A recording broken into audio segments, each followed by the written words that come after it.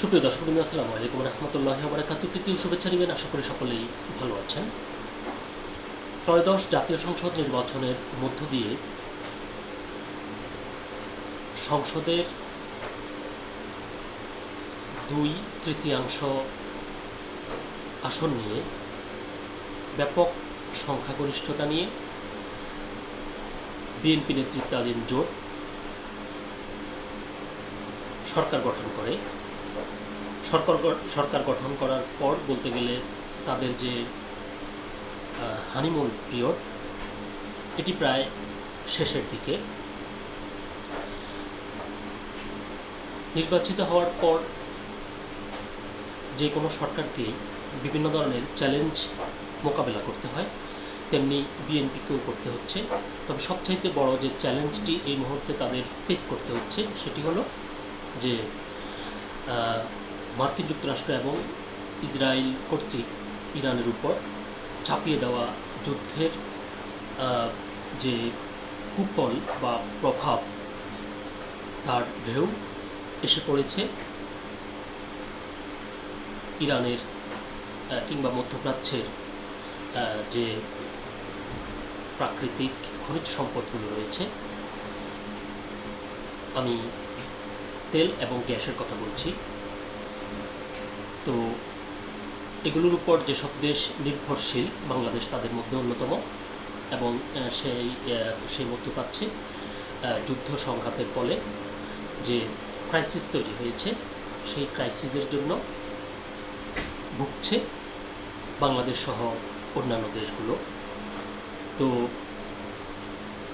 এরকম একটি বাস্তবতায় শুধুমাত্র এই সংকটই যে বিএনপি সরকারকে চ্যালেঞ্জের মুখে ফেলছে তা নয়।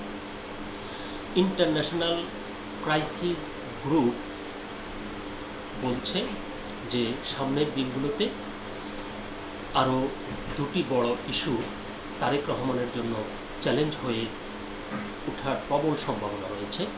এর মধ্যে একটি হচ্ছে জুলাই সনদ, আর অন্যটি হচ্ছে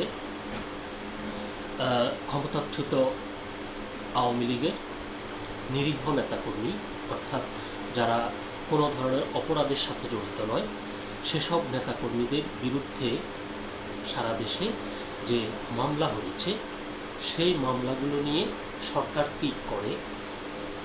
এই দুটো বিষয়কে তারেক রহমানের জন্য বড় চ্যালেঞ্জ হিসেবে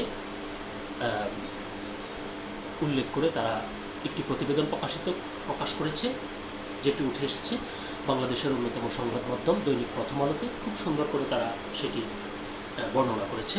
তো চলুন আমরা মূল প্রতিবেদনটিতে প্রবেশ করি যে সেখানে কি উঠে এসেছে। ক্রাইসিস গ্রুপের প্রতিবেদন, বিএনপির উচিত সংস্কার নিয়ে সংঘাত এড়ানো ও আওয়ামী লীগের নেতাকর্মীদের মামলা পর্যালোচনা করা। এটি হচ্ছে প্রতিবেদনটির শিরোনাম। বিস্তারিত বলছে যে অর্থনীতি, সুশাসন ও নিরাপত্তা সংক্রান্ত সংস্কারে দ্রুত পদক্ষেপ গ্রহণে সরকারের শুরুর সময়টিকে কাজে লাগানো উচিত বিএনপির। দলটির উচিত হবে প্রস্তাবিত সংস্কারগুলো নিয়ে বিরোধী দলগুলোর সঙ্গে সংঘাত এড়িয়ে চলা, পাশাপাশি আওয়ামী লীগের নেতাকর্মীদের বিরুদ্ধে হওয়া মামলাগুলো পর্যালোচনা করা। বাংলাদেশের নতুন সরকার কাজে নেমে পড়েছে শীর্ষক প্রতিবেদনে একথা বলেছে ইন্টারন্যাশনাল ক্রাইসিস গ্রুপ। গতকাল বৃহস্পতিবার সংগঠনটির ওয়েবসাইটে প্রতিবেদনটি প্রকাশ করা হয়। প্রতিবেদনে বলা হয়, ১.৫ দশকের ক্রমবর্ধমান কর্তৃত্ববাদী শাসনের অধ্যায় শেষ করার ক্ষেত্রে বাংলাদেশের প্রচেষ্টায় একটি বড় পদক্ষেপ ছিল নির্বাচন ও ক্ষমতা হস্তান্তর। নতুন সরকারের প্রতি ভোটারদের স্পষ্ট জনরায় থাকলেও তারা সেই জনরায়কে দীর্ঘস্থায়ী জনপ্রিয়তা ও স্থিতিশীলতায় রূপ দিতে পারবে কিনা তা এখনও অনিশ্চিত। আইসিজি মনে করে অর্থনীতিকে পুনরুজ্জীবিত করা, নিরাপত্তা পরিস্থিতির উন্নতি, রাজনৈতিক সংস্কার এগিয়ে নেওয়া এবং আওয়ামী লীগের ভবিষ্যৎ কী হবে সেই প্রশ্নের মোকাবিলা সহ আগামী বছরগুলোতে বিএনপিকে কয়েকটি বড় ধরনের পরীক্ষার মুখোমুখি হতে হবে। প্রতিবেদনে বলা হয়, শেখ হাসিনার বিরুদ্ধে গড়ে ওঠা গণ অভ্যুত্থানের পেছনে থাকা রাজনৈতিক ও অর্থনৈতিক আকাঙ্ক্ষা পূরণে বিএনপি ব্যর্থ হলে বাংলাদেশ আবার অস্থিরতা ও রাজনৈতিক সংকটের মুখে পড়তে পারে। অন্তর্বর্তী সরকারের একজন কর্মকর্তা যেমনটি উল্লেখ করেছিলেন, হাসিনা পরবর্তী সময়ে মানুষ আত্মবিশ্বাসী যে প্রয়োজনে তারা রাজপথে নেমে যে কাউকে ক্ষমতা থেকে নামাতে পারে, তাই এই সরকারকে কাজের ফলাফল দেখাতে হবে। অর্থাৎ আপনি ক্ষমতায় এসেছেন, 2/3 সংখ্যাগরিষ্ঠতা আপনার রয়েছে, বিপুল পরিমাণ মানুষ আপনাকে ভোট দিয়েছে। আপনি যদি এই আনন্দে আপনি হেলাফেলা করে আপনি সরকার পরিচালনা করেন, সময় অতিক্রম করেন, তাহলে বলছে যে এটি আপনার জন্য সুখকর হবে না। কেননা এর আগে যে সরকারকে বাংলাদেশের মানুষ ক্ষমতা থেকে টেনে নামিয়েছে, সেই মানুষদের আত্মবিশ্বাস এখন খুব প্রবল। তারা এটি বিশ্বাস করে ফেলেছে যে তারা যেটি চায় সেটি যদি সরকার করতে ব্যর্থ হয়, তাহলে তারা তাকে যে কোনো সময় যে কোনো মুহূর্তে ক্ষমতা থেকে টেনে নামিয়ে ফেলতে পারে। তো এটা মাথায় নিয়ে আপনাকে কাজ করতে হবে এবং তার ফলাফল দেখাতে হবে। আইসিজি বলছে, বাংলাদেশের সরকার বিরোধী আন্দোলনের ইতিহাস ইঙ্গিত দেয়, দৃঢ় পদক্ষেপ ছাড়া বিএনপির পক্ষে তাদের বর্তমান জনসমর্থন ধরে রাখা কঠিন হবে। দায়িত্ব নেওয়ার 2 সপ্তাহের কম সময়ের মধ্যে ইরানের উপর যুক্তরাষ্ট্র ইসরায়েলের হামলা এই চ্যালেঞ্জকে আরও বাড়িয়ে দিয়েছে। এটি শুরুতে আমি বলছিলাম, কারণ জ্বালানি তেল ও গ্যাস আমদানিতে বাংলাদেশকে মধ্যপ্রাচ্যের উপর নির্ভর করতে হয়। এরপর তারা যে দুটি ইস্যুর কথা উল্লেখ করেছে, যেটি বলছিলাম, সংস্কার বা জুলাই সনদ এবং আওয়ামী লীগের নিরপরাধ আওয়ামী লীগ কর্মীদের মামলা পর্যালোচনা। তো এই দুটি পয়েন্ট তারা আলাদাভাবে বিশ্লেষণ করেছে। প্রথম বলছে যে বড় ইস্যু হতে পারে সংস্কার। প্রতিবেদনে বলা হয়, আগামী মাসগুলোতে রাজনৈতিক সংস্কার একটি উত্তপ্ত বিষয় হয়ে উঠতে পারে। তো এই যে তারা এই কথাটি বলছে, এটি কিন্তু ইতিমধ্যে আমরা দেখেছি। যেমন আজকেও কিন্তু বাংলাদেশ খেলাফত মজলিসের একটি সমাবেশ আজকেও জুলাই সনদকে কেন্দ্র করে অনুষ্ঠিত হয়েছে। সেখানে জুলাই সনদের পক্ষে রাজনৈতিক দল এবং নেতারা কিন্তু খুব কঠোর ভাষায় সরকারের সমালোচনা করেছে। যদিও বিএনপি জুলাই সনদে থাকা বেশিরভাগ সংস্কার প্রস্তাব সমর্থন করেছে এবং তা বাস্তবায়নের ইঙ্গিত দিয়েছে, তারপরও তাদের সংসদ সদস্যরা প্রস্তাবিত সংবিধান সংস্কার পরিষদের শপথ নিতে অস্বীকৃতি জানিয়েছিলেন।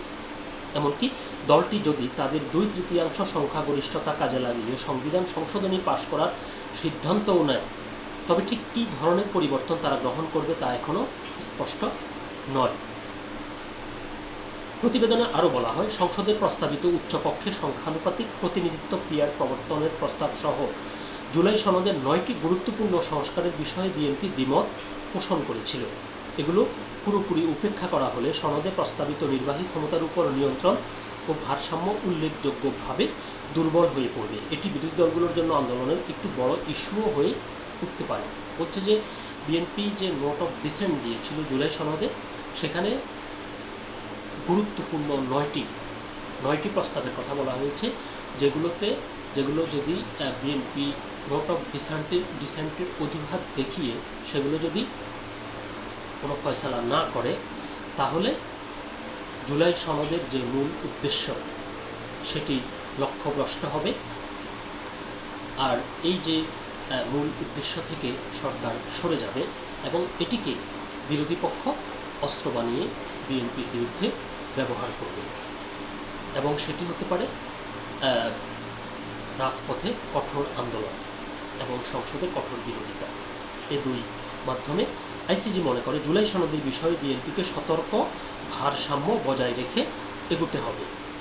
নির্বাচনের ফলাফলের ভিত্তিতে দলটি যুক্তি দেখাতে পারে যে জনগণ তাদের তুলনামূলক রক্ষণশীল সংস্কার এজেন্ডাকেই সমর্থন দিয়েছে।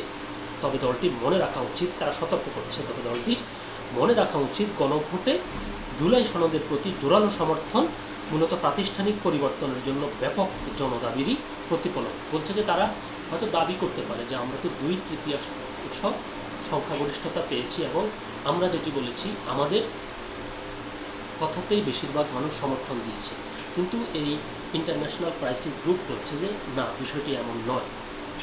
আপনি যদি ভোটের সংখ্যানুপাতিক হার যদি বিশ্লেষণ করেন, তাহলে দেখা যাবে যে আপনার বেশিরভাগ মানুষ কিন্তু জুলাই সনদের পক্ষে ভোট দিয়েছে। তার মানে হচ্ছে তারা পরিবর্তন চেয়েছে। তো এই পরিবর্তনটাকে আপনি আপনার 2/3 সংখ্যাগরিষ্ঠতার জোরে নাকচ করে দিতে পারবেন না, সেটা করার সুযোগ নেই।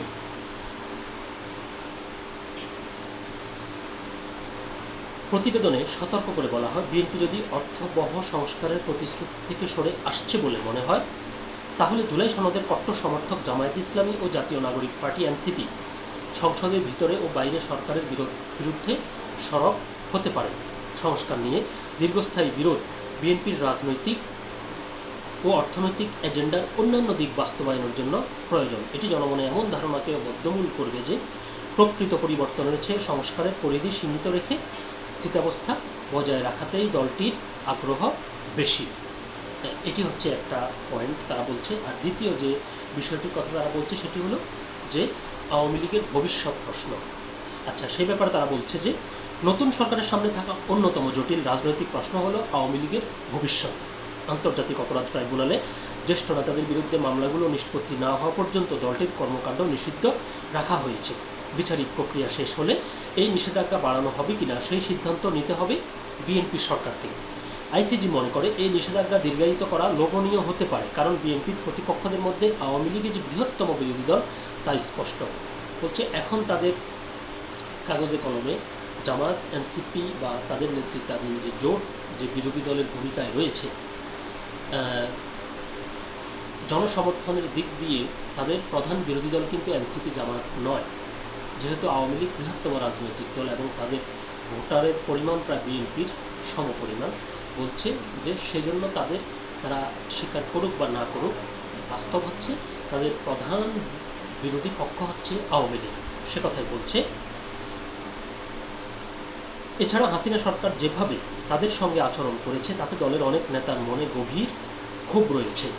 তবে আওয়ামী লীগের বিশাল সমর্থন গোষ্ঠী থাকায় দলটিকে স্থায়ীভাবে রাজনীতির বাইরে রাখা টেকসই হবে না বলেই মনে হয়। এটি অস্থিরতা ও সহিংসতার দিকেও ঠেলে দিতে পারে। প্রতিবেদনে বলা হয়, নিষেধাজ্ঞা তুলে নেওয়ার বিষয়ে সরকারের সিদ্ধান্তের ক্ষেত্রে কয়েকটি বিষয় প্রভাব ফেলতে পারে। হাসিনা এখনও দলের নেতৃত্বে বহাল থাকায় তার প্রতি জনগণের তীব্র ক্ষোভ এবং আন্তর্জাতিক অপরাধ ট্রাইব্যুনালে তার দণ্ডাদেশের বিষয়গুলো বিবেচনায় নিলে আওয়ামী লীগকে আবার রাজনীতিতে ফিরতে দেওয়া কঠিন হবে। আইসিজি মনে করে আপাতত শেখ হাসিনা দলের নিয়ন্ত্রণ ছাড়তে রাজি নন। দলের প্রতিষ্ঠাতা, বঙ্গবন্ধুর কন্যা ও দীর্ঘদিনের প্রধানমন্ত্রী হওয়ার কারণে অনেক কর্মী দলের বিকল্প নেতৃত্ব কল্পনা করা কঠিন মনে করতে পারেন। আত্মগোপনে থাকা এক আওয়ামী লীগ কর্মী ক্রাইসিস গ্রুপকে বলেন, শেখ হাসিনাকে ছাড়া অনেক সমর্থক আওয়ামী লীগকে দল হিসেবেই দেখবেন না, এরকম কিছু করতে সময় লাগবে। প্রতিবেদনে বলা হয়, নেতৃত্ব পরিবর্তনের বিষয়টি বিএনপির জন্য আওয়ামী লীগের আইনি বৈধতা ফিরিয়ে দেওয়ার কাজটা সহজ করত তার উত্তরাধিকারী যদি পরিবারের অন্য কেউ হন, যেমন তার ছেলে সজীব ওয়াজেদ জয়, যিনি বর্তমানে যুক্তরাষ্ট্রে বসবাস করছেন এবং দীর্ঘ সময় ধরে সম্ভাব্য উত্তরাধিকারী হিসেবে বিবেচিত হয়ে আসছেন। তাহলে সমর্থকেরা বিষয়টি আরও সহজে গ্রহণ করতে পারবেন। আইসিজি মনে করে শুধু নেতৃত্বে পরিবর্তন আনাই যথেষ্ট হবে না, দলটিকে ভুল ও শুধরে নিতে হবে। এখন পর্যন্ত হাসিনার আমলে প্রতিবাদ দমনে, প্রাণহানি বা ক্ষমতার অপব্যবহারের কোনো দায় নিতে অস্বীকার করে আসছে আওয়ামী লীগ, বরং তারা আপোষকামী মনোভাবের বদলে উদ্যত ও আক্রমণাত্মক অবস্থান নিয়েছে। অর্থাৎ এই অংশে কিন্তু আওয়ামী লীগের ব্যাপক সমালোচনা করেছে ক্রাইসিস গ্রুপ। প্রতিবেদনে বলা হয়, শেখ হাসিনা ক্ষমতাচ্যুত হওয়ার পর থেকে ভারতে অবস্থান করছেন। তিনিও দলের অন্য নেতাদের উপর দিল্লির প্রভাব রয়েছে। প্রতিবেশী দেশ হিসেবে স্থিতিশীল বাংলাদেশ থেকে ভারতের অনেক লাভ আছে, তাই অন্তত পক্ষে নয়াদিল্লিকে তাদের প্রভাব ব্যবহার করে নিশ্চিত করতে হবে যেন নির্বাসিত আওয়ামী লীগ নেতারা এমন কোনো বিবৃতি বা কাজ না করেন যা বাংলাদেশকে অস্থিতিশীল করতে পারে। বিনিময়ে দেশটিতে তাদের বসবাসের সুযোগ অব্যাহত রাখা যেতে পারে। বিষয়টি আশা করি আপনারা বুঝতে পেরেছেন। প্রতিবেদনে আরও বলা হয়, বিএনপি সরকারের উচিত আওয়ামী লীগের সদস্য ও সমর্থকদের বিরুদ্ধে দায়ের করা মামলাগুলোর পর্যালোচনার নির্দেশ দেওয়া। শেখ হাসিনার পতনের পর অনেককে ভিত্তিহীন অভিযোগে গ্রেপ্তার করা হয়েছিল। বিচার অপেক্ষমান থাকা অবস্থায় মাসের পর মাস, কোনো ক্ষেত্রে 18 মাসের বেশি তাদের আটক রাখা হয়েছে। কারাগারে কয়েকজনের মৃত্যুও হয়েছে। অন্তর্বর্তী সরকারের সময় প্রতিবাদে অংশ নেওয়ার কিংবা পুলিশের অভিযানে আরও কয়েক হাজার সাধারণ নেতাকর্মীকে আটক করা হয়েছে। আইসিজি মনে করে আইন মন্ত্রণালয়ের উচিত পর্যাপ্ত প্রমাণ ছাড়া দায়ের করা মামলাগুলো প্রত্যাহার করা এবং যাদের বিরুদ্ধে কোনো পূর্ব রেকর্ড নেই অপরাধ সংগঠিত করার বা যারা জননিরাপত্তার জন্য হুমকি নন তাদের জামিন দেওয়া। বলছে যে আওয়ামী লীগের যেসব নিরপরাধ নেতাকর্মী রয়েছে, অর্থাৎ যারা কোনো অপরাধের সাথে সংশ্লিষ্ট নয়, তাদের মামলাগুলো পর্যালোচনা করে তাদেরকে জামিন দিয়ে দেওয়ার ব্যাপারে সরকারের বিষয়গুলো পর্যালোচনা করা উচিত। বিচারিক প্রক্রিয়ার বৈধ দাবিগুলোর প্রতি যথাযথ মনোযোগ দেওয়ার পাশাপাশি বিচার ব্যবস্থাকে রাজনৈতিক সুবিধার জন্য ব্যবহার করা থেকে বিএনপিকে অবশ্যই বিরত রাখতে হবে। এটি করতে গিয়ে তাদের ডানপন্থী, মূলত ইসলামপন্থী শক্তিগুলোর চাপ, সেই সঙ্গে নিজ দলের ভেতরে যারা আওয়ামী লীগের আবার উত্থান রোধে বদ্ধপরিকর চাপ মোকাবেলায় দৃঢ় থাকতে হবে। বলছে এই যে এটি করতে গেলে তারা নিজ দলের ভিতরে যারা আওয়ামী লীগের হাতে নির্যাতিত হয়েছিল তারা বিএনপিকে আবার চাপ দেবে। যারা আওয়ামী লীগের উত্থান চায় না তাদেরকেও নিয়ন্ত্রণ করার কৌশল তারেক রহমানকে ঠিক করতে হবে। পাশাপাশি বিরোধী দলের কথা বলছে, তাদের চাপ কিভাবে সামলাবে সেটি একটি চ্যালেঞ্জ। প্রতিবেদনে আরও বলা হয়, নতুন প্রশাসন কঠিন কিছু চ্যালেঞ্জের মুখোমুখি। এই বিপরীতমুখী চাপগুলো বিএনপি কীভাবে সামাল দেবে সেটি আগামী বছরগুলোতে বাংলাদেশ কোন পথে এগোবে তা ঠিক করে দেবে। যদি অর্থনীতিকে পুনরুজ্জীবিত করতে পারে তবে সরকার তাদের উচ্চাভিলাষী এজেন্ডার বাকি বিষয়গুলো যেমন জনসেবার উন্নয়ন ও আইনের শাসন শক্তিশালী করার পথে এগুতে পারবে। তবে এই সরকার যদি তরুণ বাংলাদেশিদের আকাঙ্ক্ষা পূরণের জন্য প্রয়োজনীয় কর্মসংস্থান তৈরিতে ব্যর্থ হয় বা স্বচ্ছ শাসন নিশ্চিত করতে হিমশিম খায়, তাহলে দেশটিকে আবারও অস্থিরতা ও রাজনৈতিক সংকটের মুখে পড়তে হতে পারে বলে সতর্ক করেছে আইসিটি। তো এখানে আসলে শেষে আমি আর নতুন করে কিছু বলার নেই।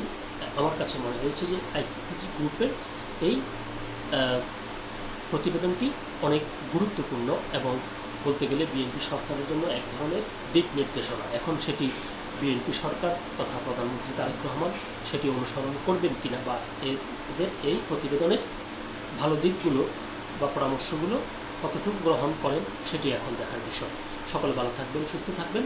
আপনার গুরুত্বপূর্ণ মতামত কমেন্ট বক্সে জানাবেন।